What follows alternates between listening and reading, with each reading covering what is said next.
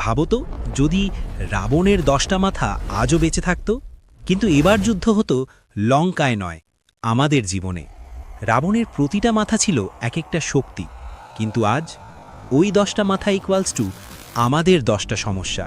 প্রথম মাথা অহংকার, দ্বিতীয় মাথা রাগ, তৃতীয় মাথা লোভ, চতুর্থ মাথা হিংসা, পঞ্চম মাথা আলস্য, ষষ্ঠ মাথা ভয়, সপ্তম মাথা চিন্তা বা ওভারথিঙ্কিং, অষ্টম মাথা অস্থিরতা, নবম মাথা মিথ্যা, দশম মাথা আসক্তি বা অ্যাডিকশন।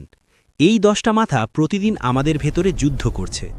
আমরা ভাবি রাবণ শুধু গল্পে ছিল, কিন্তু সত্যি হলো রাবণ আজও বেঁচে আছে আমাদের মনের ভিতরে। কিন্তু যেমন ভগবান লর্ড রামা রাবণকে পরাজিত করেছিলেন, তেমনি আমরাও পারি একটা একটা করে নিজের ভিতরের 10টা মাথাকে হারাতে হবে।